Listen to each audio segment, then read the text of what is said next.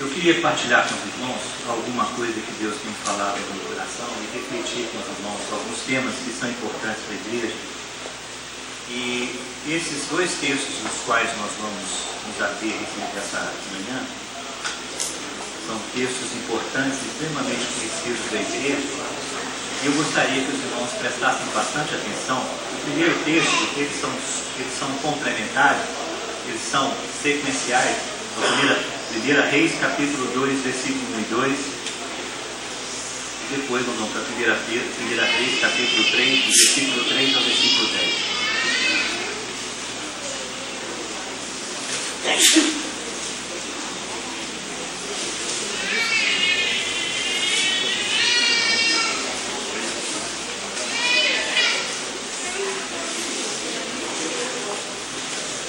Ok?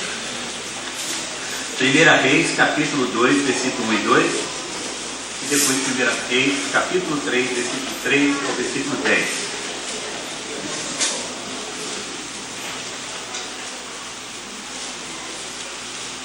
E aproximaram-se os dias da morte de Davi, e deu ele ordem a Salomão, seu filho, dizendo: Eu vou pelo caminho de toda a terra.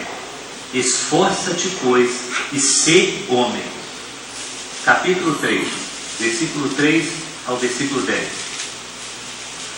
E Salomão amava o Senhor, e andava nos estatutos de Davi seu pai, somente que nos altos sacrificava e queimava incenso. E foi o rei a Gibeão para lá sacrificar, porque aquele era o alto grande. 1000 holocaustos sacrificou Salomão naquele altar. E em Gibeão apareceu o Senhor a Salomão de noite em sonhos e disse-lhe: Pede o que quiseres que te dê. E disse Salomão: De grande beneficência usaste com o teu servo Davi, meu pai, como também ele andou contigo em verdade, em justiça, em retidão de coração perante a tua face. E guardaste-lhe essa grande beneficência, e lhe deste um filho que se assentasse no seu trono por se ver nesse dia. Agora, pois, ó Senhor, meu Deus, tu fizeste reinar o teu servo em lugar de Davi, meu pai, e eu sou ainda menino pequeno, nem sei como sair nem como entrar, e o teu servo está no meio do teu povo que elegeste, povo grande que nem se pode contar, e nem numerar pela sua multidão. A teu servo, pois, dá um coração entendido para julgar o seu povo, para que prudentemente discerne entre o bem e o mal, porque quem poderia julgar a este tão grande povo? E essa palavra pareceu boa aos olhos do Senhor, que Salomão pedisse essa coisa. Amém. Pode se sentar, meu irmão. Vamos orar.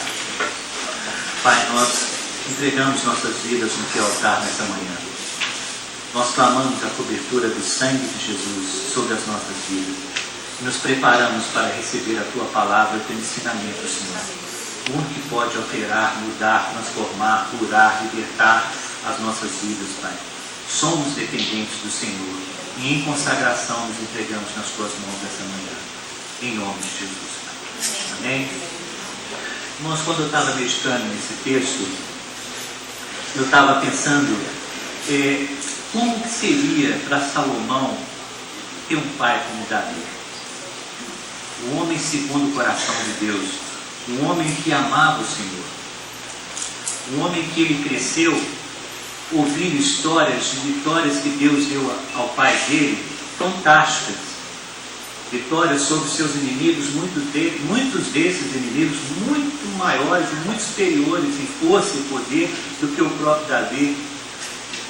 Um deles, inclusive, é Golias, gigante Golias, o campeão de guerra filisteu, homem de mais de 3 metros de altura, preparado para a guerra, que ele matou com uma pedrada só. Eu imagino, eu estava pensando que existe uma tradição judaica, pastor Ramiro, muito forte, e provavelmente Salomão teve acesso a essa tradição, que dá conta de que Davi, quando ele pegou as 5 pedras para matar Golias, ele não estava calculando a possibilidade de um possível erro, e ele teria mais 4 pedras para não errar o alvo. Segundo essa tradição, dá conta, e provavelmente Salomão teve acesso a essa tradição, ela dá conta de que Golias tinha mais 4 irmãos. 4 irmãos gigantes. E Davi, ele sabia disso e ele estava preparado para os 4 irmãos. Se os 4 irmãos quisessem vingar a morte de Golias, ele tinha uma pedra para cada um deles.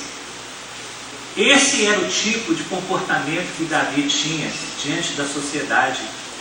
Ele tinha um relacionamento com Deus que era explícito. Conviver com um homem que era salmista. Os salmos são livros de oração. Os salmos são uma enciclopédia, nos ensinam a orar. A maior parte dos salmos que escreveu foi Davi, inspirados pelo Espírito Santo de Deus. E relatam toda a dinâmica de vida que ele tinha com Deus. As suas reações, as suas atitudes, as adversidades, as alegrias, as conquistas. E Salomão convivendo com aquele homem. Um homem que tinha uma facilidade, uma tranquilidade, uma descomplicação em amar a Deus. Davi era descomplicado, irmãos. Se você pegar, por exemplo, o Salmo 18, ele chega diante do Senhor com uma simplicidade que nenhum outro homem ou mulher de Deus, a gente vê registro na Bíblia. Ele chega e fala: Senhor, eu te amo. Que coisa mais simples que essa? Eu te amo, Senhor.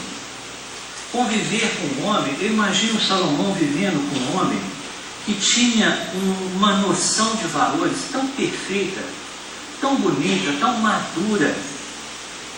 Um homem riquíssimo. A gente sabe que só, eu estava fazendo uma pesquisa, pastor Romero, só o ouro, não precisa nem se encontrar prata, se encontrar bronze, se encontrar pedras preciosas, se encontrar as madeiras de lei, se encontrar mão de obra, se encontrar toda a infraestrutura, tudo que foi preparado, Davi deixou para Salomão, só o ouro. Ele está orçado hoje, irmão, em mais de 200 bilhões de dólares.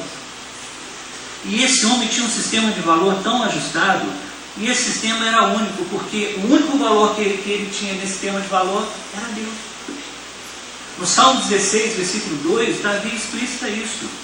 Tu és meu único bem, irmão. O meu único bem. Uma coisa que é única é uma coisa que é fácil de você não ter, porque não tem concorrência. Não tem jeito de você concorrer, não tem desfoque, é só um. Por isso o relacionamento de Deus com Davi era tão intenso, tão profundo, tão íntimo. Ele era íntimo de Deus. Ele tinha uma intimidade construída com Deus. Davi, tudo na vida de Davi, se a gente for estudar, e são tantos os textos que o Senhor menciona a vida de Davi, aqui em Crônicas 6, e Samuel também, a gente vê o seguinte: uma vida que era tudo o que ele fazia apontava para Deus, inspirava a Deus. A própria vida de Salomão era a demonstração da graça, da misericórdia, do amor de Deus para com Davi, porque, irmão, Salomão é filho de Betsabá, a mulher que ele teve um caso extraconjugal, ele adulterou. A própria vida de Salomão representava a misericórdia e graça de Deus. E conviver com esse homem que as atitudes precediam as palavras dele. Um homem que tinha peso naquilo que ele falava. E que o Espírito Santo podia usar, como usou a vida de Davi, para marcar a vida do filho dele. Ele deu uma palavra muito simples para o filho dele, falou assim: meu filho, você precisa ser homem de Deus. Você precisa ser homem. Ser homem. Aquela palavra, o Espírito Santo trabalhou a vida de Salomão. Ficou martelando a vida de Salomão. Ficou inquietando, no bom sentido, a vida de Salomão. Mas tudo aquilo porque ele tinha uma reputação de resultados. Davi era homem de Deus. Nós precisamos, irmãos, ser homens de resultados. Nós precisamos construir uma intimidade com Deus. Nós precisamos ser homens e mulheres que tenham peso naquilo que nós vamos falar. Nós precisamos ser homens e mulheres que influenciam outros homens e mulheres para serem homens e mulheres de Deus. A começar dentro da nossa própria casa. As nossas atitudes devem preceder nossa pregação. E Davi tinha um relacionamento com Deus que a palavra dele tinha peso. Irmãos, quando Salomão saiu dali de Gibeon, a experiência foi tão marcante, tão profunda na vida daquele rapaz, que ele nunca mais foi o mesmo. Salomão entrou em Gibeon menino e saiu homem de Deus. Salomão entrou em Gibeon como um príncipe inábil e saiu como o homem mais sábio que já pisou nessa face da terra, só não superado por Jesus de Nazaré. Por causa de uma palavra de um homem, seu pai. Precisamos construir a nossa vida, irmãos. Nós precisamos construir a nossa vida homens e mulheres de Deus, que façam a diferença, que façam a diferença no nosso casamento, que façam a diferença no relacionamento dos nossos filhos, que façam a diferença nas nossas carreiras profissionais, que façam a diferença no nosso ministério. Outra coisa que me chama a atenção nesse texto, e que me fala muito ao coração, porque eu, particularmente, pastor Romerito, o senhor sabe disso, eu tenho uma pessoa que realmente, como Davi, marcou muito a minha vida. É meu pai, que é falecido. E das muitas marcas que meu pai me deixou, uma delas certamente é o amor que ele tinha pela minha mãe. Como ele investia no seu casamento, como ele investia na pessoa da minha mãe. Minha mãe me contou uma vez que ele estava em Maiumirim, resolvendo alguns problemas e comprando algumas coisas, resolvendo algumas situações, e ele passando de frente a uma loja de tecidos, ele viu um tecido floral, com motivos florais, muito bonito, e falou assim: puxa vida, que vestido, você vai ficar bonito na Rosinha. Minha mãe chamava Rosa, e ela tratava de Rosinha. Nossa, esse vestido desse vai ficar lindo na Rosinha. E o que ele fez? Ele foi lá na loja, comprou, pagou, embrulhou e veio todo alegrinho para mostrar, fazer a surpresa para minha mãe. E minha mãe me contou o seguinte: quando ele chegou, ele falou: aqui, minha filha, se minha filha equivale ao meu amor, meu bem, meu amor, minha paixão. E ele chegou aqui: minha filha, olha, eu comprei para você. Ela abriu, e quando eu vi o tecido, irmãos, o tecido era um tecido para aqueles tecidos que a gente usa para colocar em pano de mesa de cozinha. Era um tecido muito, muito, muito simples. E ela respondeu para ele: meu filho, isso aí é tecido para a gente colocar em cima da mesa da cozinha, meu filho. Ele ficou, é claro que ele ficou triste, mas minha mãe, ela ficou, sabe, os olhos dela, quando contavam isso, mostravam o quanto que aquilo foi marcante na vida dela, o amor que meu pai tinha pela vida dela, pela atitude. Isso está marcando a minha vida, irmãos. Isso marcou minha vida. Eu quero investir no meu casamento, não só porque é de Deus, mas porque eu amo minha esposa. É a mulher da minha vida. E eu tenho essa marca, a marca que eu recebi do meu pai. Uma outra coisa que me chama a atenção é que a Bíblia fala no Salmo 139 que o Senhor conhece todas as coisas. Ele sabe mesmo antes da gente abrir a nossa boca, Ele sabe até o que a gente vai falar, porque Ele conhece o nosso coração. Então, portanto, é claro que Deus conhecia tudo que Salomão ia fazer e o que ele ia pedir.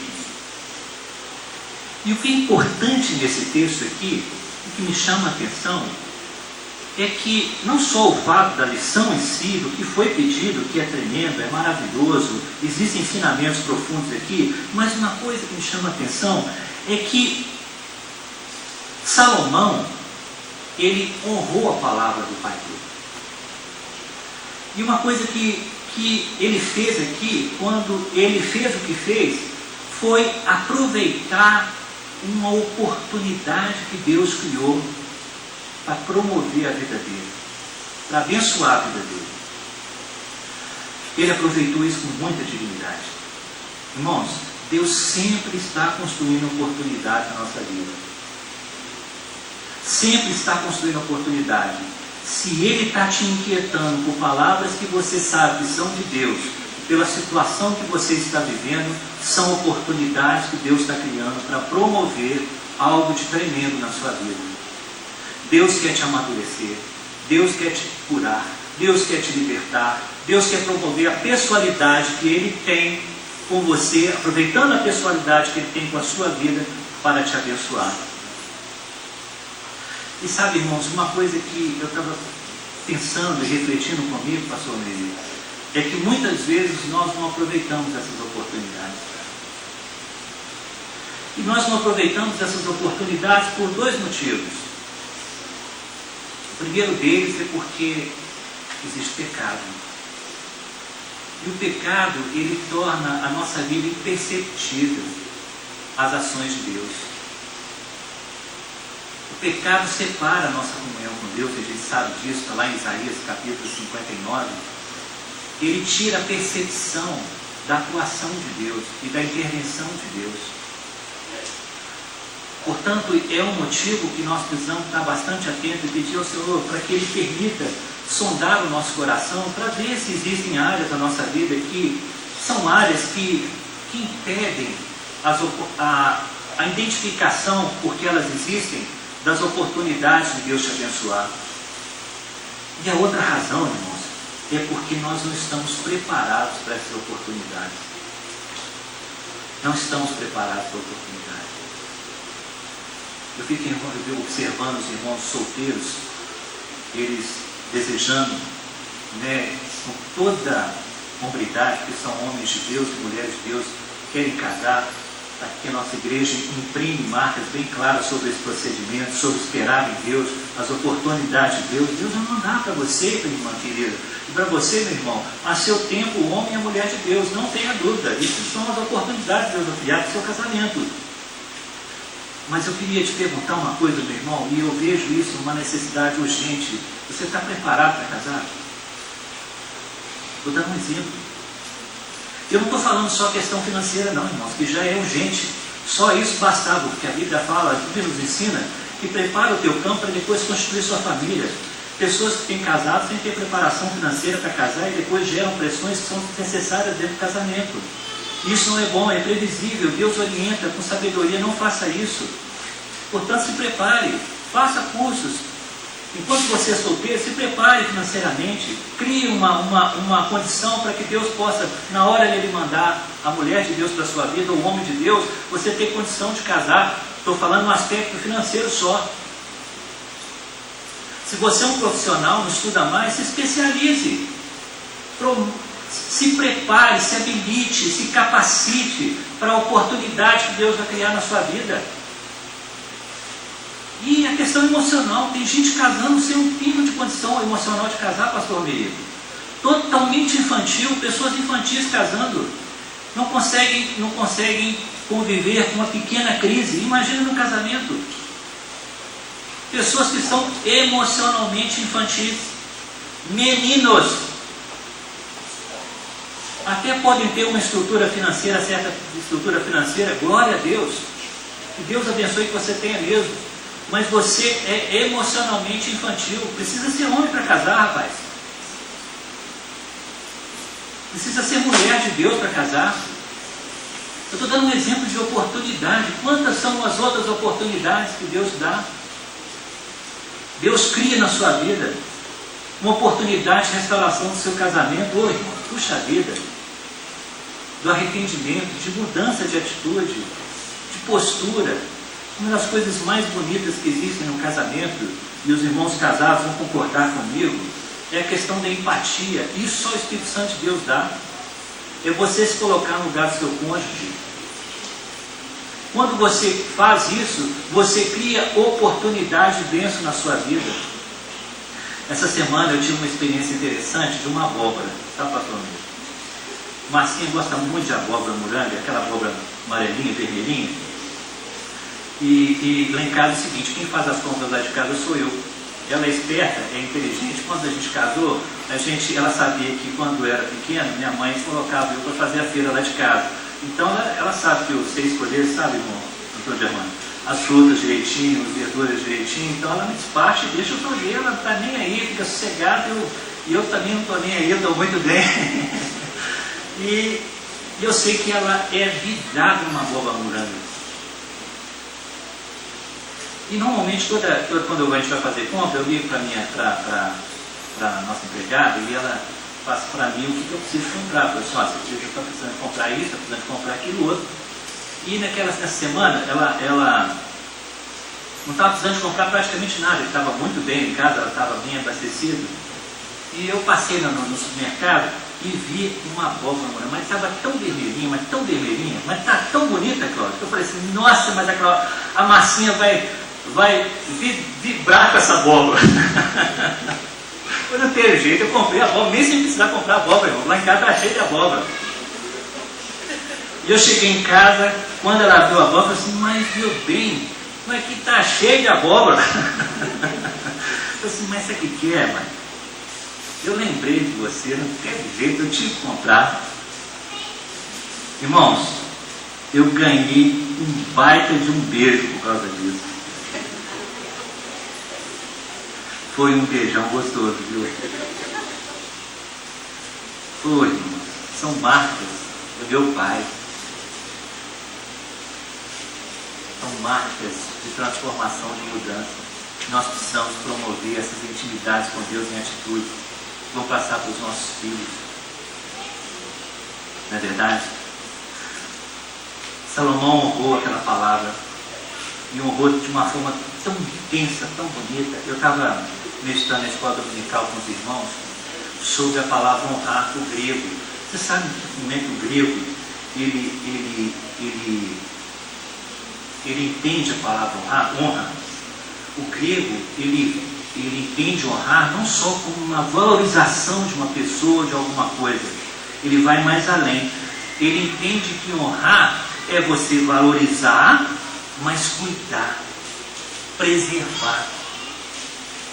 E Salomão, ele fez isso. Interessante, irmãos, que se vocês observarem, se vocês tiverem um pouquinho de cuidado de observar, nós pegamos aqui uma parte disso, quando a Bíblia fala que Salomão amava o Senhor, mas um texto um pouquinho antes, existe um registro que aparentemente não tem absolutamente muito significado, porque é chovendo molhado, como dizia assim, que a Bíblia fala assim, que Deus amou Salomão. Amou Salomão. E o Senhor nos ama a todos, mas o Espírito Santo deixou registrado, Deus amou Salomão. E Deus amou Salomão porque deu a ele um pai que tinha um peso na palavra, que foi aquela palavra usada pelo Espírito Santo para transformar a realidade e a dinâmica de vida de Salomão. E ele pegou aquela palavra, aproveitou a oportunidade e honrou aquela palavra de Deus na vida dele. A gente vê isso, irmãos, porque quando você vê os termos que ele se coloca diante de Deus, são termos tão dignos, tão bonitos. Ele chega diante de Deus e mostra para a gente o nosso proceder, o caminho do comprometimento com Deus. Ele chega diante do Senhor e fala assim, ô Senhor, eu sou uma criança, eu não sei, em outras palavras, não está escrito não, irmãos, mas a expressão é a mesma, eu estou perdidinho da Silva Sauro. Não tem isso na Bíblia não, tá, irmãos? A Bíblia fala assim, eu não sei nem onde eu entro, nem onde eu saio. É a mesma coisa. Não sei o que eu faço, Senhor. Mas, Senhor, esse povo é tão grande. Me dá sabedoria para governar esse povo, porque eu sou menino. Ele reconheceu aquela palavra como uma palavra de Deus para a vida dele. Ele honrou aquela palavra. Ele admitiu aquela palavra. Ele se converteu àquela palavra. E a Bíblia fala que Deus se agradou do que ele pediu. Ele foi humilde. Ele reconheceu a palavra como a palavra de Deus. E aquela palavra transformou a vida dele. Irmãos, fica essa palavra para os irmãos, essa reflexão simples, mas eu gostaria que você pensasse. Pense. Construa na sua vida uma intimidade com Deus. Construa na sua vida uma vida de homem e mulher de Deus, comprometido com Deus. Aproveite as oportunidades que Deus te dá. Deus está te dando agora. O que você está vivendo são as oportunidades de Deus. Não perca as oportunidades. Consagre a sua vida. Peça a Deus para se revelar a você aquilo que Davi diz no Salmo 19, aquilo que lhe é oculto, que você não percebe, mas que desagrada a Deus e que impede você ter as percepções do mover de Deus na sua vida, de promover as grandes e maravilhosas bênçãos que Deus tem preparado para a sua vida. E em terceiro, irmão, honre aquilo que Deus já tem falado no seu coração. Pega essa palavra, deixa o Espírito Santo fluir livremente no seu coração. Deus tem mandado homens e mulheres de Deus aqui nesse púlpito, pastor Romerito, homem de Deus, para ministrar para a igreja como pastor, e como outros homens e mulheres de Deus têm ministrado para direcionar a igreja a uma maturidade que a igreja precisa e é urgente. Honre essas palavras. Honre a palavra que Deus tem feito e Deus tem falado ao seu coração. Não é que Ele vai falar, Deus já tem falado ao seu coração e você sabe o que eu estou falando com você. Que Deus te abençoe em nome de Jesus. Amém. Senhor, nós pedimos que o Senhor possa estar continuando trabalhando no nosso coração e construindo em nós essa intimidade com o Senhor. Se revela a nós, Pai. Muda o que precisa ser mudado, transforma o que precisa ser transformado, nos cura, Senhor, cura a nossa alma, onde existem feridas na alma que precisam ser curadas. Senhor, liberta-nos, Senhor, daquilo que não te agrada, tira do nosso coração o iníquo, Pai, e dá-nos uma santidade de vida para que nós possamos perceber as grandes e maravilhosas bênçãos que o Senhor tem preparado, preparou e vai preparar para nossas vidas, Pai. Ó Deus, cuida dos nossos lares, dos nossos filhos, dos nossos trabalhos, cobre-os com o sangue de Jesus, prospera-nos, Senhor, na presença do Senhor. Nós dependemos do Senhor, nós pedimos tudo isso em nome de Jesus. E que o amor de Deus Pai, a graça do Senhor Jesus e as eternas consolações do Espírito Santo de Deus sejam com o povo de Deus hoje e sempre em nome de Jesus. Deus te abençoe, em nome de Jesus.